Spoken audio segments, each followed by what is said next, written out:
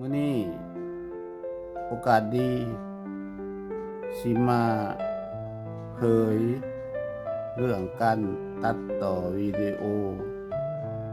หน้าไปด้านหนึ่งและแขนขาไปด้านหนึ่งให้เบิ่งเนาะโดยใช้แอป InShot ลุงศรีบ่ได้ใช้แอป CapCut ง่ายๆบ่ได้ยากไปเบิ่งนำกันเลยขั้นตอนตะบิดเอาก็ถ่ายคลิปซะก่อนปิดหน้าไปด้านหนึ่งยกมือขึ้นเป็นยังยกมือขึ้นเพื่อบ่ให้มันเกะกะเวลาตัดต่อให้มันเนียนประมาณ10วินาทีหรือ15วินาทีก็พอปีนมาเบื้องหนึ่งอีกก็มาถ่ายอีกคลิปหนึ่งอีกความยาวสิคลิปที่เฮาอยากได้ก็ให้มันยาวพอปานๆกันหั่นแหล้วแต่ว่าเฮาปิดยาวไว้เพื่อการตัดต่อเนาะถ้าว่าพอเลยเนาะเฮาก็หยุดแล้วเอาไปตัดเป็นตอนสำเฮาอยากได้10วินาทีนี่แหละเนาะโดยใช้แอป InShot ที่เฮาโหลดเข้ามาไว้ในโทรศัพท์แล้วตามไปเบิ่งนำกันเลยเนาะเปิดโทรศัพท์ขึ้นมาแล้วจ้ำเข้าไปแอป InShot แล้วไปที่วิดีโอไปที่การเพิ่มใหม่ไปรูปภาพตอนยกมือที่ตัดไว้มันที่เข้ามาหน้านี่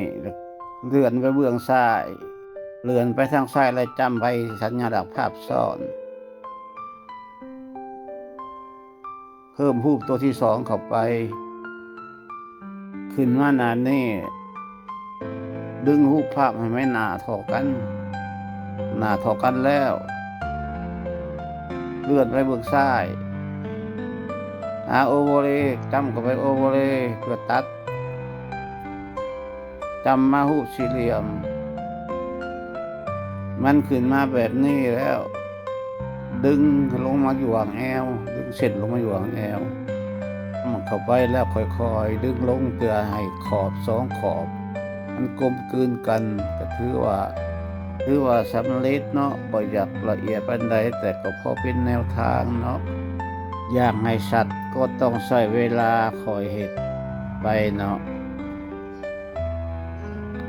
จากนั้นก็ส่งออกแล้วไปใส่เสียงเพลงตอนส่งออกจำใส่ส่งออกจำใส่ส่งออกอีกแต่มันสิมีโฆษณาขึ้นมาประมาณ3-4-5 วินาทีนี่แหละเนาะสำเร็จโฆษณาแล้วจำแล้วมันก็สิคอยอัปโหลด